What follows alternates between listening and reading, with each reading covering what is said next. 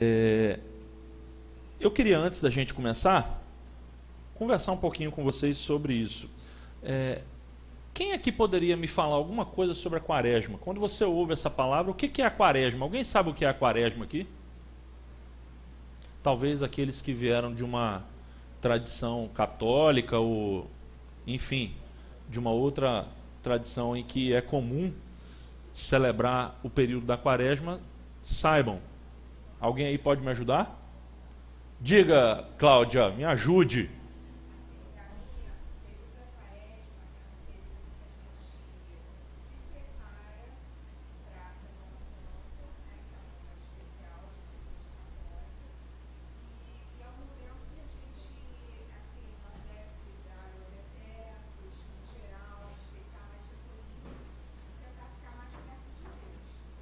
Ela tá afiada, hein? Foi bem catequizada você. Alguém mais quer acrescentar alguma coisa do que a Cláudia falou? Diga, Pércio. Para se purificar. Exatamente. Tanto que começa na quarta-feira de cinzas, é o primeiro dia da quaresma. Hoje nós estamos no primeiro domingo da quaresma, certo? A quaresma tem 6 domingos. Esse é o primeiro domingo da quaresma e, segundo Pércio, o objetivo da quaresma é se purificar da bagaceira do carnaval. Alguém mais quer acrescentar alguma informação sobre a quaresma para a gente? Não precisa mais? Já está claro? Diga.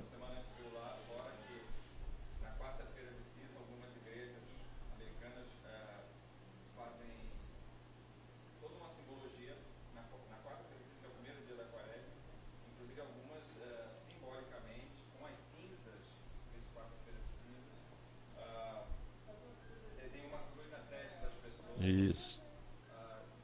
Juntando esses dois comentários aí, preparando para 40 dias nesse espírito. Certo. Muito bem. Eu acho que a gente já está começando a entender o que é a quaresma. Talvez você nunca tenha ouvido falar da quaresma. Essa é uma palavrinha que significa, que vem, é uma abreviatura da palavrinha, como você está vendo ali na tela, quadragésima. Quaresma significa 40. E a ideia, o conceito por trás da quaresma é exatamente aquilo que nós já ouvimos aqui, é o período de 40 dias de preparação para a Páscoa. Então a quaresma, você pega a quinta-feira da Semana Santa e você caminha 40 dias para trás e você vai perceber que vai dar exatamente na quarta-feira de cinzas, que é o primeiro dia da quaresma.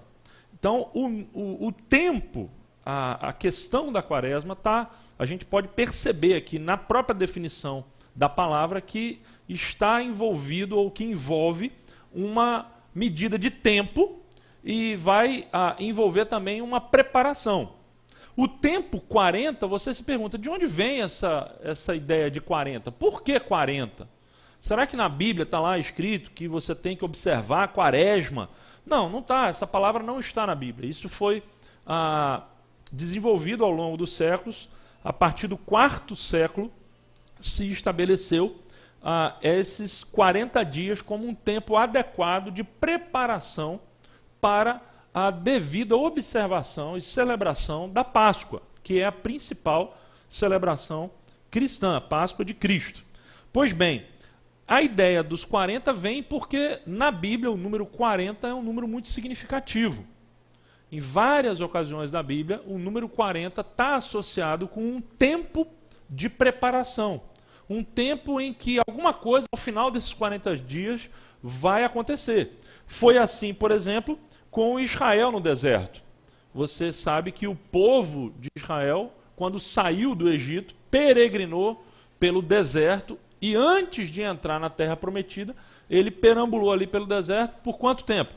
40 anos. Da mesma maneira, a gente poderia citar outros exemplos no Antigo Testamento. Eu me lembro, por exemplo, que o dilúvio durou exatamente 40 dias também.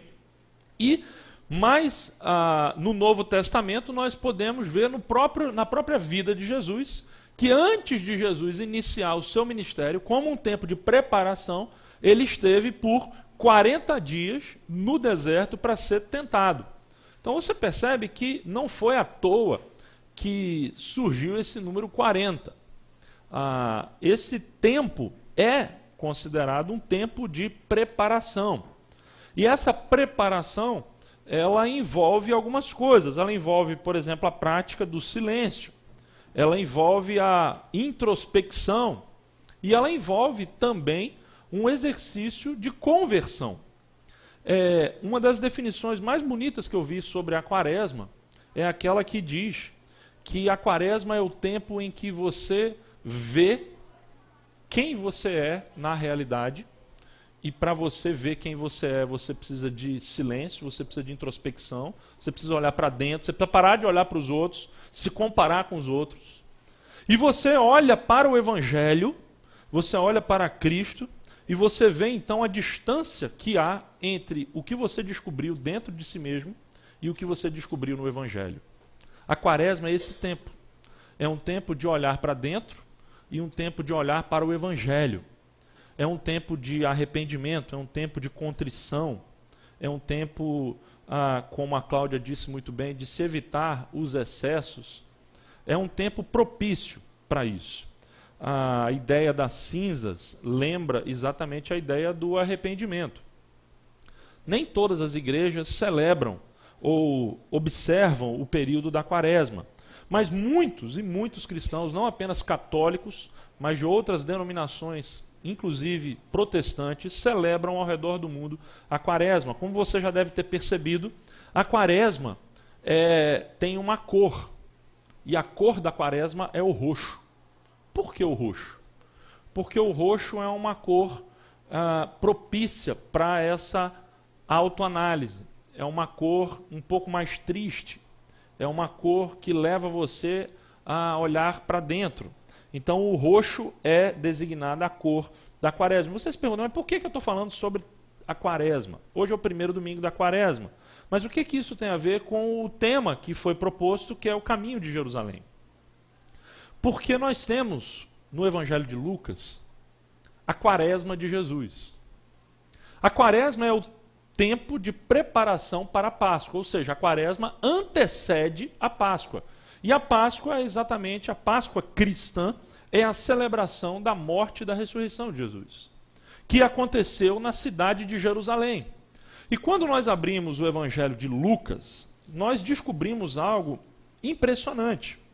O Evangelho de Lucas, diferentemente dos outros evangelhos que contam a história de Jesus, dedica uma parte significativa do material para falar sobre o tempo de Jesus de peregrinação para Jerusalém.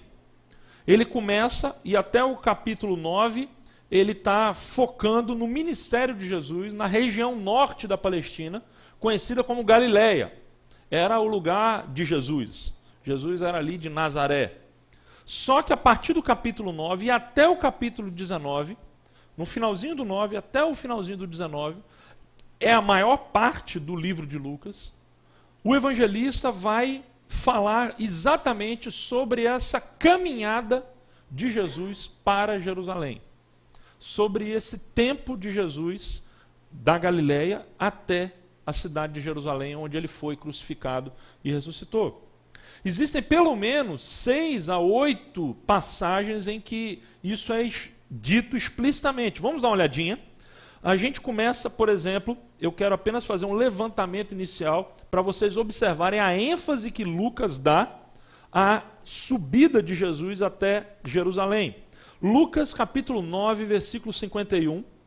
Alguém pode ler para mim ali o que está na tela? Aproximando-se o tempo em que seria levado aos céus, Jesus partiu resolutamente em direção a Jerusalém. Aí começa então a caminhada de Jesus. Esse versículo marca o início dessa peregrinação de Jesus até Jerusalém. Não sabemos quanto tempo durou. Se foi uma caminhada de uma semana, se foi uma caminhada de um mês, se foi uma caminhada de 40 dias, pode ter sido uma caminhada de 2 meses, 3 meses, até de um ano. Porque ele realizou uma série de coisas e disse uma série de coisas ao longo dessa caminhada. Mas o fato é que ele começou uma caminhada decidida na direção de Jerusalém. No capítulo 13, versículo 22, uma outra pessoa para mim, por favor, o que diz lá?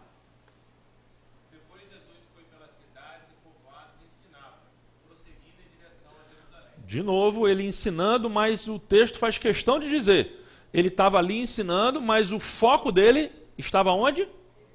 Ele estava indo na direção de Jerusalém. Próximo texto, Lucas capítulo 17, versículo 11, uma outra pessoa. Caminho de Jerusalém, Jesus passou pela divisa entre Samaria e Galiléia. Mais uma vez, Lucas destaca que Jesus estava caminhando para Jerusalém. No capítulo 18, versículo 31, mais uma pessoa. Jesus chamou à parte os 12 e lhes disse: estamos subindo para Jerusalém, e tudo que está escrito dos profetas acerca do Filho do Homem se cumprirá. Mais uma vez ele deixa claro que ele está indo para Jerusalém. Jerusalém é o ponto final do ônibus. Lucas 19, 11. Estando eles a ouvi-lo, Jesus passou a contar-lhes uma parábola, porque estava perto de Jerusalém, e o povo pensava que o reino de Deus ia se manifestar de Jerusalém. Jerusalém mais uma vez aparece na narrativa entre Lucas 9 e Lucas 19. E por fim, Lucas 19, 28, uma última pessoa. Depois de dizer isso, Jesus foi adiante, subindo para Jerusalém. O que vocês estão percebendo aqui nessas 6 passagens que sempre aparece a expressão ele estava indo para Jerusalém, ele estava subindo para Jerusalém? Aconteceram uma série de coisas ao longo desses capítulos de Lucas. Ele disse um monte de coisas. Temos aqui parábolas, ensinamentos, curas, temos visitas que Jesus realizou, mas o foco, a bússola de Jesus apontava sempre para Jerusalém. Era em Jerusalém que ele queria estar. Era para Jerusalém que ele caminhava. Ou seja, o caminho de Jesus, nós podemos dizer que era o caminho de quê?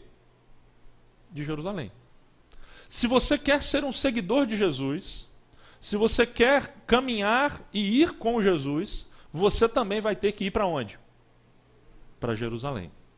Isso não quer dizer que você vai ter que pegar um avião, fazer uma peregrinação e ir daqui até Jerusalém. Eu não estou falando de uma peregrinação física, literal, embora isso possa ser extremamente proveitoso.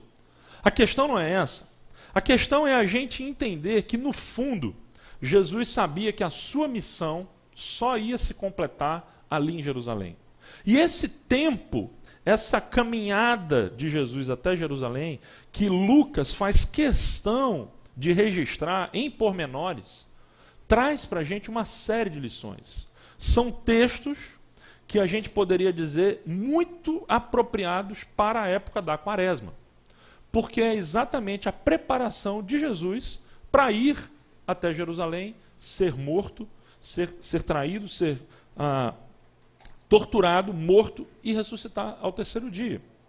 O problema, gente, é que quando a gente olha para essa passagem de Jesus, essa caminhada, a gente vai perceber um conflito de expectativas.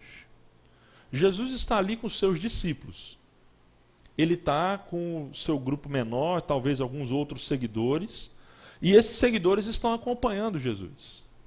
A essa altura, quando Jesus inicia a caminhada, Jesus já é extremamente popular, ele é extremamente conhecido.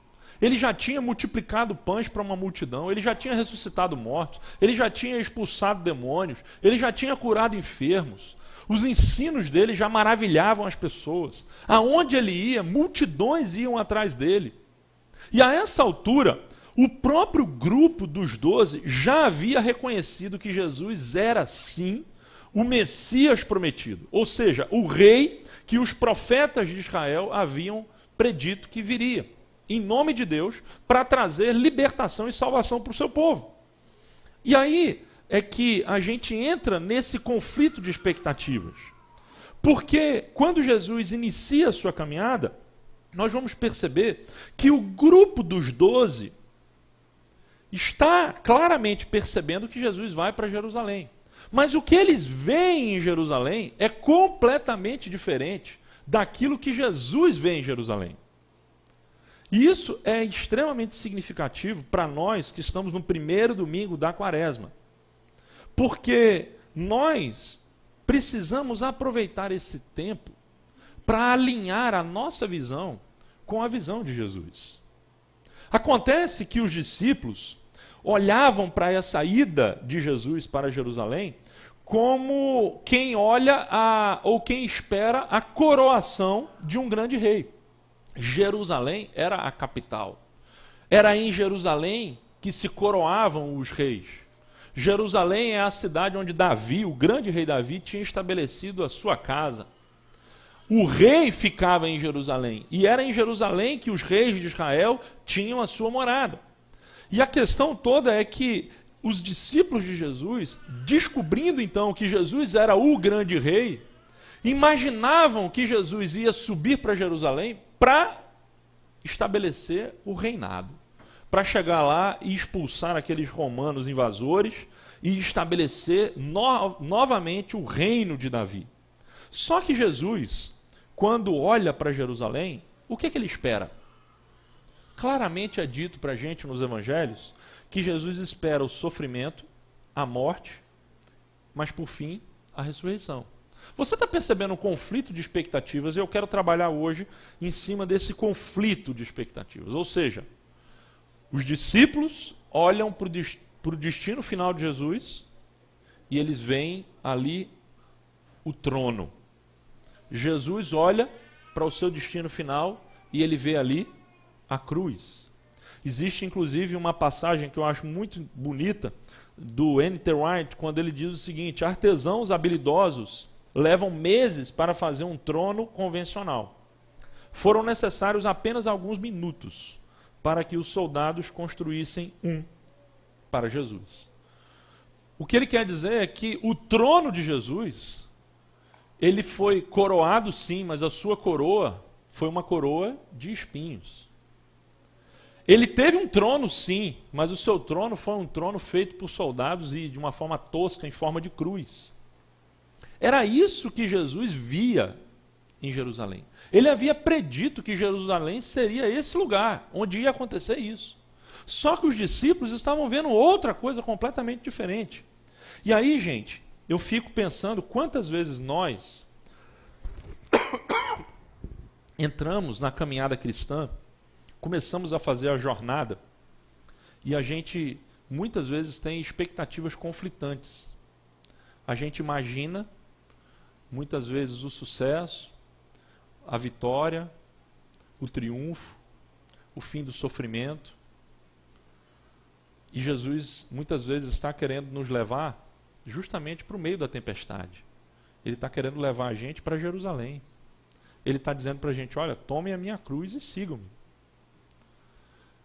A primeira passagem de Lucas que nos fala sobre esse conflito de expectativas é exatamente a passagem onde Jesus começa a sua caminhada. É a passagem imediatamente anterior e a imediatamente posterior àquele versículo que pela primeira vez diz que Jesus está subindo para Jerusalém. Vamos dar uma olhadinha nesse texto. É o nosso texto base hoje. Vamos refletir um pouquinho sobre isso, sobre esse conflito de expectativas. Lucas capítulo 9, do versículo 46 até o 56. A gente tem algumas bíblias aí, seria muito legal se você pudesse ter uma, porque nem todos os versículos estão aqui na tela, tá bom? Então, vamos lá, vamos dar uma olhadinha aqui. Primeiro, Lucas 9, a partir do versículo 46. Diz o seguinte: começou uma discussão entre os discípulos acerca de qual deles seria o maior. Jesus, conhecendo os seus pensamentos, tomou uma criança e a colocou em pé ao seu lado. Então lhes disse: quem recebe esta criança em meu nome, está me recebendo. E quem me recebe, está recebendo aquele que me enviou. Pois aquele que entre vocês for o menor, este será o maior. Disse João: mestre, vimos um homem expulsando demônios em teu nome, procuramos impedi-lo, porque ele não era um dos nossos. Não o impeçam, disse Jesus, pois quem não é contra vocês, é a favor de vocês. Aproximando-se o tempo em que seria elevado aos céus, Jesus partiu resolutamente em direção a Jerusalém. E enviou mensageiros à sua frente. Indo estes, entraram num povoado samaritano para lhe fazer os preparativos. Mas o povo dali não o recebeu, porque se notava que ele se dirigia para Jerusalém. Ao verem isso, os discípulos Tiago e João perguntaram: Senhor, queres que façamos cair fogo do céu para destruí-los? Mas Jesus, voltando-se, os repreendeu, dizendo: Vocês não sabem de que espécie de espírito vocês são, pois o Filho do Homem não veio para destruir a vida dos homens, mas para salvá-los. E foram para outro povoado. Vocês perceberam que nessa pequena passagem que marca o início da jornada de Jesus até Jerusalém, nós temos 3 episódios. São 3 mini histórias. São 3 situações diferentes que estão acontecendo aqui. Vocês perceberam isso claramente. E eu queria mostrar para vocês aqui, explorar um pouquinho com vocês, essa expectativa equivocada. O que é que uma expectativa de ir para Jerusalém e ver o trono pode acabar produzindo em discípulos de Jesus? O que a gente percebe, em primeiro lugar, é uma presunção de superioridade. A primeira historinha que nós temos aqui, a primeira situação que surge, é uma discussão, no versículo 46, entre os discípulos, acerca de qual deles seria o maior. Se você for observar na sua Bíblia, imediatamente antes, aí no versículo 44, 43, depois o 44 e o 45, é uma declaração de Jesus de que ele seria traído e que ele seria entregue nas mãos dos homens. E o texto diz que os discípulos não entenderam direito esse negócio e ficaram com vergonha de perguntar para o mestre o que significava isso. E aí, imediatamente depois, Lucas diz que eles começaram essa discussão. Talvez porque eles pensaram assim: será que o mestre está realmente falando isso, que ele vai estabelecer o trono e de repente ele vai morrer? Peraí, mas nós somos os seguidores dele, então peraí. Nós temos que começar a pensar no sucessor do Papa. E aí começou a política. Quem é que vai ser o sucessor? Quem é o maior aqui? E começaram a discutir. Eles estavam discutindo quem era o maior. Quem era o mais poderoso, quem era o mais influente. Essa era a discussão deles. E aí eu fico imaginando como que essa discussão é uma discussão atual. Eu fico pensando em quantos e quantos congressos de pastores que eu já fui, onde nos corredores e nos grupinhos ficavam aquela discussão: qual o tamanho da sua igreja, qual é a sua, quem que é maior aqui, quem que tem mais influência. E é uma discussão. Eu fico imaginando quantos e quantos teleevangelistas vão para a televisão para tentar mostrar o tamanho do seu império. E quantas vezes nós também ficamos numa posição, numa presunção, melhor dizendo, de superioridade em relação aos outros. E quantas vezes nós olhamos para outros cristãos e falamos: não, nós somos os cristãos de primeira categoria. Nós somos aí os reformados, presbiterianos, calvinistas, enfim, N outros, e ainda tricolores ainda por cima. E quem não for dessa trupe aqui é de uma classe inferior.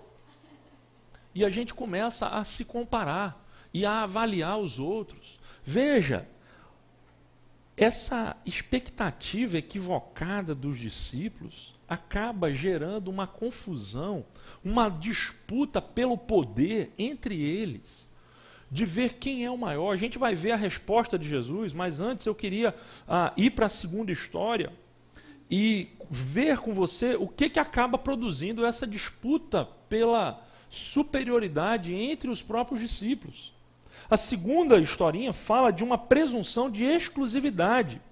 Veja no versículo de número 49, que João, que aliás era o mais próximo de Jesus, aquele que estava ali realmente muito íntimo de Jesus, esse João disse: Mestre, vimos um homem expulsando demônios em teu nome e procuramos impedi-lo, porque ele não era dos nossos.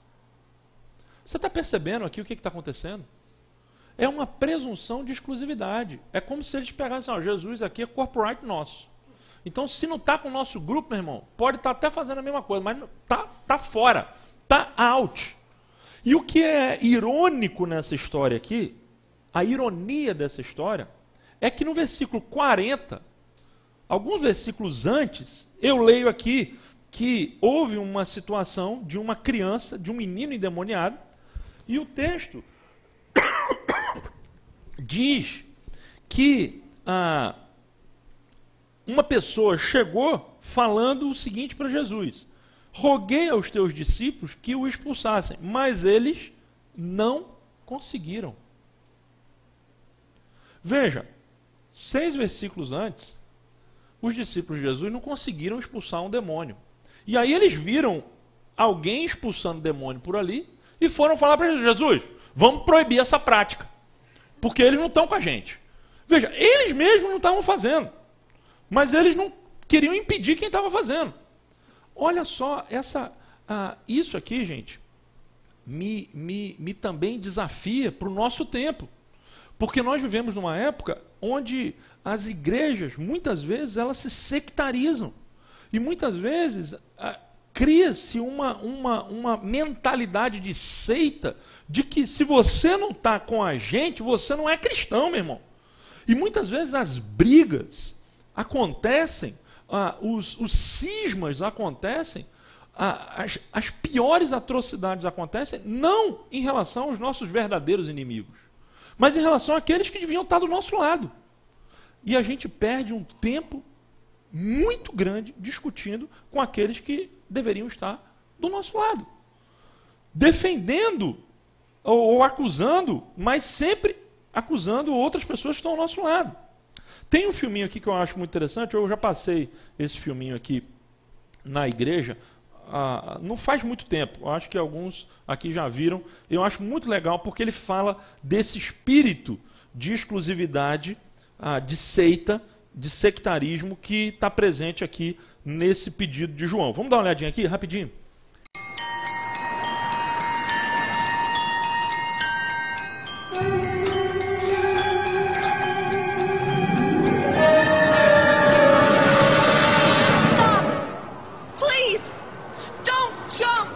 Why the hell not? There's so much to live for. Yeah? Like what? Are you religious or an atheist? Religious. Me too. Are you Christian or Buddhist? Christian. Me too. Are you Catholic or Protestant? Protestant. Me too. Are you Episcopalian or Baptist? I'm Baptist. Hallelujah, me too. Are you Baptist Church of God or Baptist Church of the Lord? Baptist Church of God. Me too. Are you Original Baptist Church of God or you Reformed Baptist Church of God? Reformed Baptist Church of God. Me too. Are you Reformed Baptist Church of God Reformation of 1879 or Reformed Baptist Church of God Reformation of 1915? Reformed Baptist Church of God Reformation 1915. Die, you heretic scum!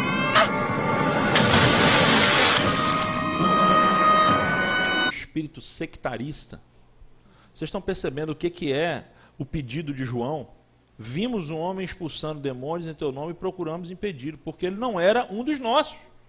Ou seja, ele não era da Igreja Batista Reformada do ano tal. Ele era do outro ano, então está proibido. Essa tentativa de manter o controle, de manter o poder, de manter todas as pessoas submissas ali num conjunto, e se você ousar se levantar e dizer assim: olha, eu penso diferente, meu irmão está em rebelião contra o ungido do Senhor, a mão vai pesar. Muitas vezes os fiéis e os discípulos de Cristo hoje vivem aprisionados, vivem presos, enclausurados em rebanhos que, ao invés de libertar as pessoas, aprisionam. É o que está acontecendo aqui. E o terceiro momento é ainda mais grave. A gente está indo de uma situação leve para as mais pesadas. Começa com uma presunção de superioridade, avança por uma presunção de exclusividade, e no final a gente tem uma presunção de zelo e de dedicação profunda. Porque olha o que acontece. O texto está dizendo no versículo 52 que Jesus enviou mensageiros à sua frente para começar essa caminhada, para preparar um lugar para ele ali em Samaria. Ele não precisava passar por Samaria. Não era comum os judeus irem para Jerusalém passando por ali, porque aquele era um lugar onde os samaritanos, eles tradicionalmente não aceitavam, eles não se davam. Mas Jesus resolve passar por ali. E o fato é que o texto está dizendo que o povo dali não recebeu, porque se notava que ele se dirigia para Jerusalém. Ao verem isso, os discípulos, os irmãos Tiago e João, muito espirituais, extremamente zelosos, dedicados, com a paixão por Jesus e na tentativa de defender o Senhor com todas as suas forças, dizem: Senhor, queres que façamos cair fogo do céu para destruí-los?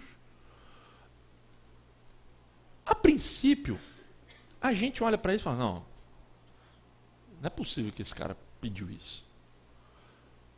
Mas será que nós pediríamos diferente?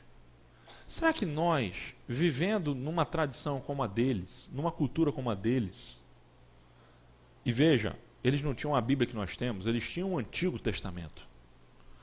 Eles tinham a história de Elias, que pediu fogo do céu, e que o fogo do céu lambeu aquele altar, e eles mataram ao fio da espada 450 profetas. A tradição deles era essa, do profeta Elias. E eles estão ali com um zelo, com uma dedicação profunda, defendendo o mestre, como soldados de Cristo. Mas Jesus estabelece aqui, gente, algo que jamais pode ser esquecido pela igreja. Jesus estabelece aqui um pressuposto, e nós vamos falar mais sobre isso daqui um pouquinho à frente, mas é o pressuposto de que a igreja não existe, e em hipótese alguma a igreja deve matar. A igreja morre, mas matar jamais.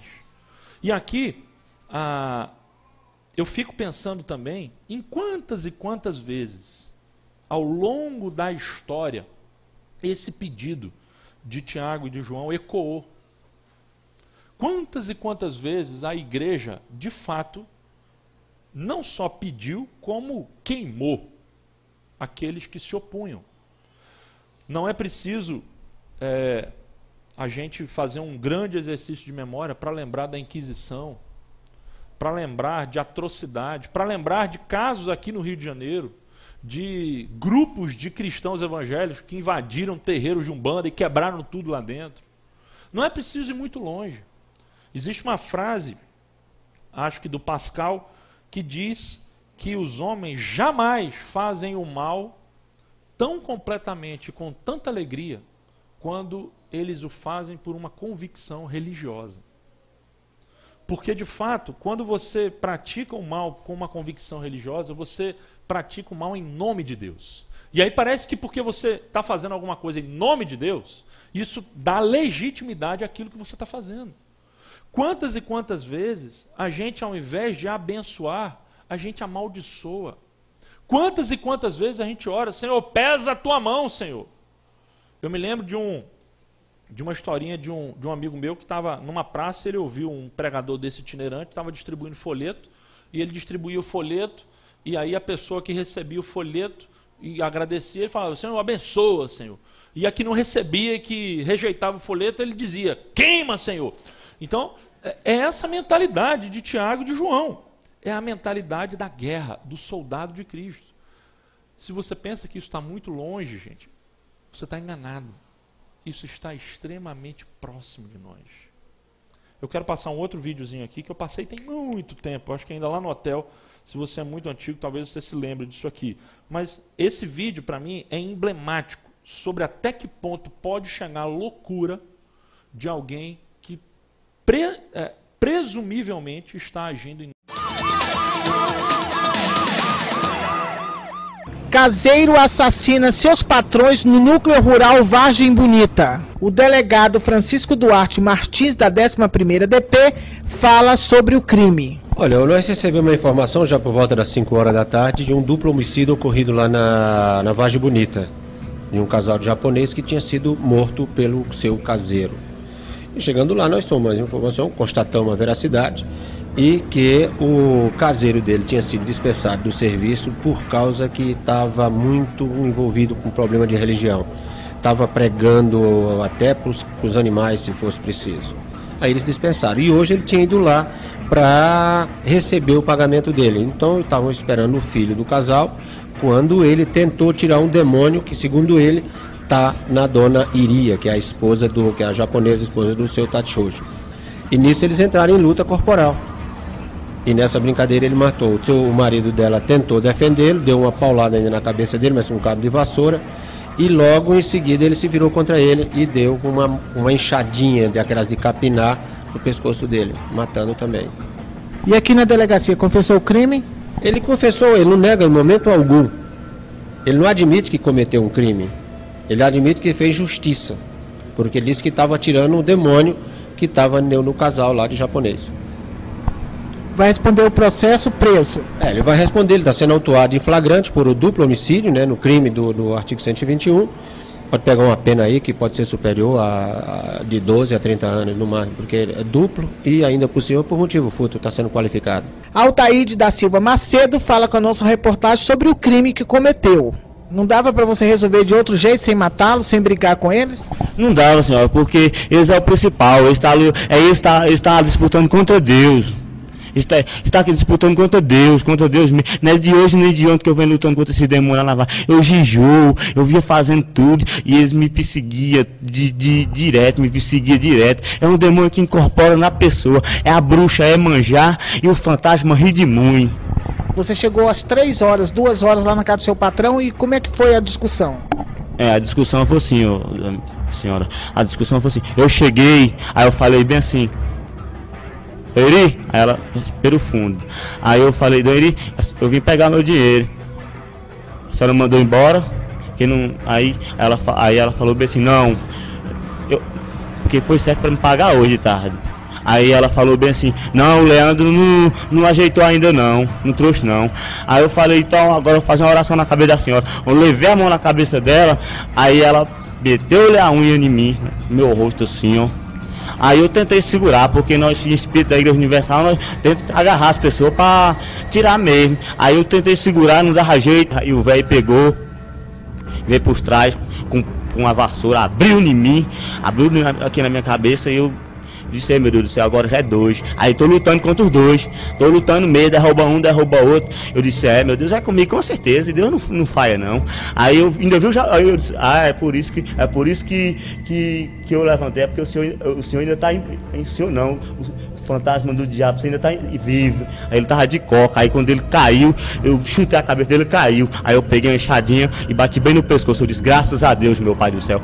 Você se arrepende de ter matado os 2? Eu falo para a senhora, se eu tivesse matado um cristão, eu arrependia. Eu arrependia, na verdade. Uma pessoa meio que eu vi que tem um coração branco, meio, eu arrependia. Mas aqueles 2 que tem um coração preto, eu não arrependo. Você acha que não fez nada de errado? Com certeza não. Porque isso aí foi um... É um demônio, né, que tava querendo roubar Deus, moço. Querendo roubar Deus, querendo ser mais do que Deus. Só querendo ser mais do que Deus. Porque... Você tem problema mental? Não tem não, senhora. O meu negócio é porque eu tenho dentro de mim, é o dom, é o poder de Deus, a imagem do Senhor Jesus. É o poder de Deus dentro de mim. Você usa droga? Amarrado-nos não. Amarrado-nos não.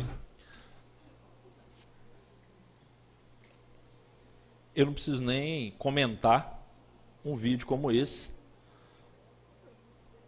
Você percebe até que ponto chega uma mentalidade de Tiago e de João de querer, de fato, combater aqueles que se opõem aos caminhos de Deus com a violência. O que nós temos aqui, gente, nesses 3 episódios, é uma sequência de advertência para cada um de nós. Porque nós não estamos muito distantes dessa realidade. Assim como Jesus, nós também enfrentamos a oposição. E muitas vezes a expectativa de Jesus é exatamente a de ir para a cruz, para a oposição. E nós muitas vezes estamos com a expectativa contrária à de Jesus. Nós muitas vezes, por causa da nossa presunção de superioridade, queremos o poder.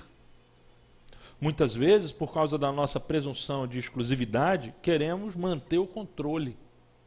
E muitas vezes, por causa da nossa presunção de zelo e de dedicação, a gente acaba impondo a dominação. E o resultado disso aí é uma palavrinha chamada intolerância. Quantas vezes nós somos intolerantes. A gente é inflexível. A gente não consegue amar como Jesus amou. Essa passagem tem uma preciosa lição para a gente. Quando a gente observa, por exemplo, o caminho de Jesus, a resposta de Jesus a esses fatos que aconteceram aqui, a gente fica impressionado. No primeiro caso, naquela disputa entre eles sobre qual seria o maior, o que Jesus faz? Jesus chama uma criança, coloca no meio deles, e a criança, naquela cultura que supervalorizava a idade, era menosprezada. A criança era o final da cadeia ali, junto com as mulheres. Crianças e mulheres não eram contadas, nem sequer eram contadas no meio de uma multidão. Jesus chama aquela criança insignificante, coloca ali no meio, e diz o seguinte: olha, se vocês receberem essa criança, vocês estão me recebendo. E ele está falando ali sobre ser menor para ser maior. Que, na verdade, o maior não é o maior. O maior é o que se humilha. O maior é o que assume a posição menor diante dos homens. Na nossa sociedade, o maior é o que tem mais. É o que tem mais prestígio, mais influência, mais dinheiro. É o que aparece mais na revista. Não. Diante de Deus, Deus não olha dessa forma. Ele não olha a partir desse critério. É por isso que o caminho de Jesus para Jerusalém é um caminho em que nós vamos aprendendo a ser menor. O que Jesus está mostrando aqui é esse desafio enorme, gente. Como é difícil ser menor. Por quê? Porque a nossa sociedade está o tempo inteiro dizendo para a gente que a gente tem que ser o quê? Maior. Que a gente tem que ser mais. Que a gente tem que ganhar mais. Que a gente tem que ter uma posição maior. E o caminho de Jesus é da mobilidade descendente. É o de ser menor. É o caminho de uma criança. Logo depois, ele vai falar em resposta à questão daquele sujeito que estava expulsando o demônio, que João queria impedir. Ele vai dizer o seguinte no versículo 50: não o impeçam, pois quem não é contra vocês é a favor de vocês. Você está percebendo o que Jesus está querendo dizer? Olha, deixa. Por que vocês têm que controlar todo mundo? Não, o reino de Deus é muito maior do que a igreja. O reino de Deus é muito maior do que a igreja presbiteriana, do que a igreja metodista, do que a igreja batista, do que a igreja congregacional, do que a igreja universal, do que a igreja mundial, do que a igreja cósmica que for. O reino de Deus é muito maior do que tudo isso. Jesus está nos ensinando aqui a aprender a identificar os verdadeiros inimigos. Gente, os nossos inimigos não são os nossos irmãos. Ou não são aqueles até que você não acha que são irmãos. Não são eles. Muitas vezes a gente está gastando um tempo danado para tentar responder a uma série de questões e tentar consertar coisas que de fato pessoas, em nome de Deus, fizeram errado. Mas eu acredito que Deus vai dar conta dessas pessoas. Muita gente chegou para mim me perguntando assim: o que você achou da entrevista lá do Silas Malafaia na Marília Gabriela? Na verdade, eu nem vi ainda a entrevista. Já me mandaram o link, quero ver e tal. Mas eu não vejo por que eu preciso comentar sobre isso. Eu não vejo por que eu preciso me posicionar em relação a isso. Ele é ele, eu sou eu. E como diz o Marcelo Roberto, tem perdido para todo mundo. Tem perdido para ele, tem perdido para aqui, para a igreja, para todo mundo. Então a gente não precisa entrar em guerra contra grupos religiosos, porque ele não é o meu inimigo. Ele não é o meu inimigo. A Bíblia diz que o nosso inimigo não é carne nem sangue. Nenhuma pessoa deve ser nosso inimigo. A gente tem que amar as pessoas. As pessoas não são inimigas da igreja. Jesus vem para salvar as pessoas, é o que ele está dizendo aqui. Então, nesse conflito de expectativas, Jesus está refinando a visão deles. Está mostrando eles a entender quem são os verdadeiros inimigos. Muitas vezes a gente cria inimigo dentro de casa. A gente começa a entrar numa disputa, numa competição com a esposa, com o filho ou com o colega de trabalho. Eles não são inimigos. E a gente cria a visão do inimigo. Terceiro lugar, Jesus está mostrando que a gente precisa aprender, mesmo com o inimigo, amar. Porque você lembra do que ele disse no Sermão do Monte? Que a gente tem que aprender a amar os inimigos e orar por aqueles que nos perseguem.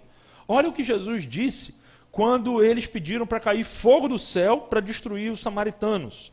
Ele diz o seguinte, no versículo 55, mas Jesus, voltando-se, os repreendeu, dizendo, vocês não sabem de que espécie de espírito vocês são, pois o Filho do Homem não veio para destruir a vida dos homens, mas veio para salvá-los. E a decisão deles foi o quê? Tudo bem, não querem nos receber? Não precisa destruir não, vamos para outro lugar. O texto diz, e foram para outro povoado. É simples. Jesus está ensinando o caminho da tolerância.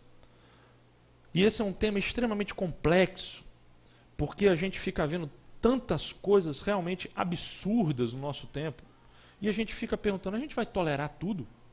Não, Jesus não tolerou tudo.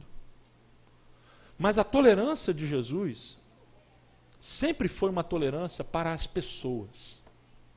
Você percebe que existe a tolerância para a ideia e a tolerância para a pessoa.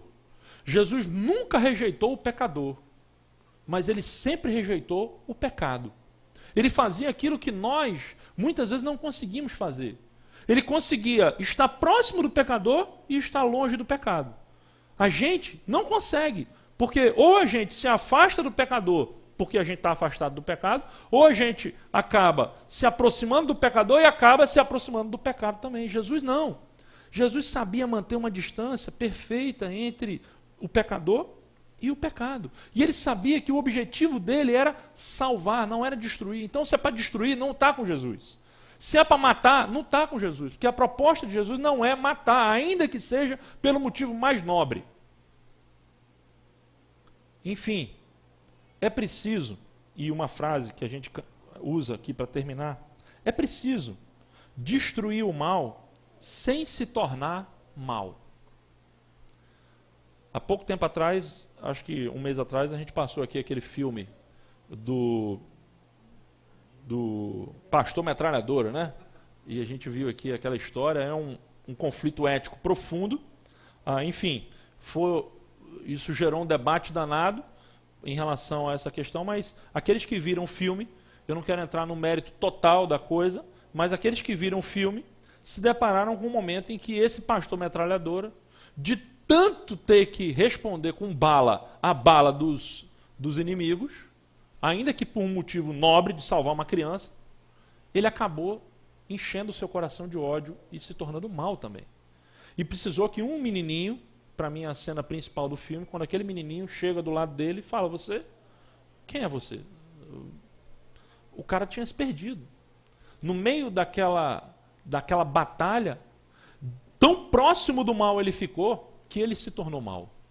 E o desafio que nós encontramos nessa caminhada para Jerusalém é uma caminhada no meio de pessoas más, de oposição, de pessoas que rejeitam, de um monte de gente que fala um monte de bobagem. O desafio é destruir o mal sem se tornar mal. Será que nós vamos ter essa graça? Para isso é que existe, gente, esse tempo. Um tempo de olhar para dentro e de perceber quem nós somos. Será que nós, lá no fundo, se a gente olhar as nossas motivações, será que a gente não está ficando mal? Será que a gente não está ficando muito duro? Será que a gente não está ficando egoísta? Será que a gente não está precisando de uma quebrantada? Será que a gente não está precisando de realmente colocar cinza na cabeça, se arrepender, chorar um pouquinho pelos nossos próprios pecados, parar um pouquinho de se comparar com o pecado de todo mundo e do que o pregador está falando na televisão aqui ou ali e pensar nos nossos próprios pecados? O caminho de Jerusalém é então uma jornada de descoberta e de conversão, onde vemos o que somos e nos tornamos aquilo que Deus deseja que nós sejamos. É para isso que existe o tempo da Quaresma. E é essa a proposta dessa série. Essa é uma série em que nós vamos olhar para dentro. E nós vamos perceber, nós vamos todos os domingos, nos próximos 5 domingos, 6 domingos contando com hoje, nós vamos trabalhar dentro do Evangelho de Lucas. E nós vamos trabalhar justamente nessa sessão, entre Lucas 9 e Lucas 19, nessa caminhada. E você vai perceber como que Jesus aqui falou sobre arrependimento, sobre amar o próximo, sobre oração, sobre o perigo das riquezas, sobre a prontidão de você estar preparado para um encontro com Cristo. E essa coisa do encontro com Cristo, eu me lembro muito, quando a Bíblia fala da prontidão, a gente imagina sempre o fim do mundo. Nós estamos preparados para a volta de Cristo, mas se a gente pensar que quando nós morremos, nós vamos nos encontrar com Cristo, eu fico lembrando de uma conversa que a gente estava tendo lá em São Paulo com o Ziel Machado, e ele falando o seguinte: na igreja dele, quando uma pessoa liga falando que está doente e de repente está no hospital, pode até nem ser uma coisa muito grave, a pessoa está lá com vai fazer uma cirurgia, tem um risco cirúrgico, ele faz questão de ir no hospital, no quarto da pessoa, e ele chega para a pessoa, enquanto a maioria de nós ia chegar para não, tá tudo beleza, você vai voltar, daqui a pouco você está aqui. Ele chega para a pessoa e diz assim: está preparado para encontrar com o seu Senhor? Ele já diz assim. Por quê? Será que nós estamos preparados para nos encontrar com o Senhor? Pega uma gripe, nós estamos preparados para encontrar com o Senhor? Muitas vezes a gente não tem essa compreensão. E o Lucas fala demais sobre isso, essa prontidão. Olha, se você não viu, vá assistir o filme O Impossível. A história lá daquela tsunami na Tailândia, lá em 2005. E é uma coisa impressionante. Brincando na piscina, um resort, caríssimo, estão ali. De repente, sem aviso prévio, vem uma onda e arrasta todo mundo. 180 mil mortos. A gente não pode prever. É a prontidão. Lucas fala sobre isso, nós vamos ter um domingo para falar sobre essa questão da prontidão. Mas se você for perceber aqui, Lucas está falando sobre uma série de passagens, aqui uma série de assuntos relacionados com esse olhar para dentro, com essa preparação para a Páscoa do Senhor. Eu quero terminar com uma oração do Henry Nouwen. O Henry Nouwen tem um livrinho chamado Show Me the Way. É um livrinho, não tem em português ainda. É uma coleção de reflexões. É um devocionário para a Quaresma. Ele pega um devocionário de 40 mensagens próprias para a Quaresma. E na primeira mensagem, justamente na quarta-feira de cinzas, ele começa o seu devocionário com uma oração. E eu quero fazer dessa oração do Nouwen a minha oração hoje. Eu quero orar com vocês essa oração. Ele diz o seguinte: a Quaresma começou. É um tempo de estar com o Senhor de uma maneira especial. Um tempo para orar, jejuar e assim segui-lo em seu caminho para Jerusalém, para o Gólgota e para a vitória final sobre a morte. Eu estou ainda muito dividido. Eu verdadeiramente quero segui-lo, mas eu também quero seguir meus próprios desejos e dar ouvidos para as vozes que falam sobre prestígio, sucesso, prazer, poder e influência. Ajuda-me a me tornar surdo para essas vozes e estar mais atento à sua voz, que me convida a escolher o caminho estreito para a vida. Eu sei que a Quaresma será um período muito duro para mim. A escolha pelo seu caminho deve ser feita a cada momento da minha vida. Eu preciso escolher pensamentos que são os seus pensamentos, palavras que são as suas palavras e ações que são as suas ações. Não há tempos ou lugares sem escolhas. E eu sei quão profundamente eu resisto em escolher o Senhor. Por favor, Senhor Deus, esteja comigo em todo tempo e em todo lugar. Dê-me a força e a coragem para viver este período de Quaresma com fé, de forma que, quando a Páscoa chegar, eu seja capaz de experimentar com alegria a nova vida que o Senhor tem preparado para mim. Essa é uma oração que eu faço como minha, a oração de Henry Nouwen, uma oração para começar a Quaresma. E eu espero que você também possa dizer amém a essa oração que o Noem fez, e que a gente possa começar essa jornada. Nós vamos caminhar com Jesus. Existem caminhos, existem peregrinações espirituais. Existe o caminho de Santiago de Compostela, existe mais recentemente o caminho lá que o Newton Bonder propôs, o caminho de Abraão, existe o caminho de Fátima, o caminho de Lourdes, o caminho aqui para Aparecida. Existem muitos caminhos, mas o caminho de Jerusalém é o principal caminho, porque é o caminho que Jesus fez. E é aqui nesse caminho que eu peço a Deus que Ele me ajude a me descobrir. É um caminho de descoberta, onde quando a gente chegar lá, no domingo da paixão, no domingo da ressurreição, a minha oração é que a gente possa acolher o Cristo vivo na sua plenitude, porque a gente aprendeu a conhecê-lo e a gente aprendeu a saber quem nós somos e quão necessitados nós somos desse Cristo vivo.